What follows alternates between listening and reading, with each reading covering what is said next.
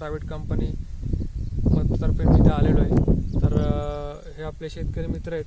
काका तुमचं नाव सांगा. कृष्णा वाळोबा जंगले. कृष्णा वाळोबा जंगले. वाळोबा जंगले. ओके. ह्यांनी ह्यांच्या अद्रकी प्लॉटला धनवंतीचा RPS आणि बॅक्टोरिश किट वापरलेलं आहे.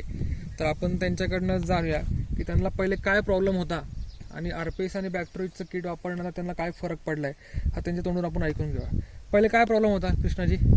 पहिले म्हणजे पाहिजे तसं तिची तुळसपणा जास्त आला, करपा जास्त आला त्याच्यावर. करपा जास्त आला होता. करपा आला होता आणि उगण शक्तीची अंतर खूप वाटे. बरं वाटेने फुटवे काढून काढून बर. पण हे सोडल्याच्या नंतर फुटव्याची प्रतिकार शक्ती जास्त वाढली. ओके. आणि हे जे इथं हे जुनची, हा पण याच्यानंतर जे येणारं जे आलंय बघा हे क्लिअर आलं. हे जुनं होतं आणि हे नवीन आलं पान. नवीन येणाऱ्यावर नाही आता समजा जबरदस्त रिझल्ट असा त्यांना आलेला आहे. चांगला आहे त्याला. तुम्ही RPS वापरण्यामध्ये संतुष्ट आहात? हो, रिझल्ट चांगला आलाय तुम्हाला? त्याला. आणि RPS व्यतिरिक्त धन्वंतरीचे इतर जे आपले कीटकनाशक जैविक मध्ये जे काय ते पण तुम्ही वापरू शकता. हा, तुम्हाला विश्वास पडलेला आहे. 100%. तर इतर शेतकऱ्यांना तुम्ही काय सांगू शकता? इतर शेतकऱ्यांना माझं तर म्हणणं आहे वापरायला काही अडचणच नाही, पण त्याची इच्छा आहे समजा. हो पाहिलं त्यानंतर आपोआप शेतकरी याच्याकडे बोलतो एवढं निश्चित आहे. येस.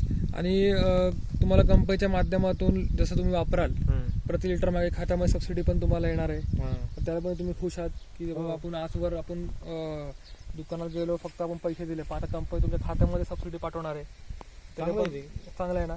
त्यामुळे आणि दुसरी गोष्ट काय, तुम्हाला जमिनी मातीमध्ये काय फरक वाटतोय?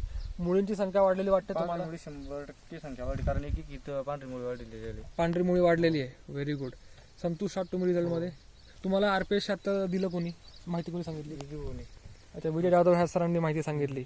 ओके. आणि प्रॉपर नियोजन करून दिलं. हो, ठीक आहे. कारण मध्ये जादा खराब झाला होता ना, तर असं वाटे मला आता कृषीच आहे इकडे आपल्या इकडे जाणं पडतं. आपल्या दुकानावर पण यायला 2-3दा वेळोवेळी फोन केला मी.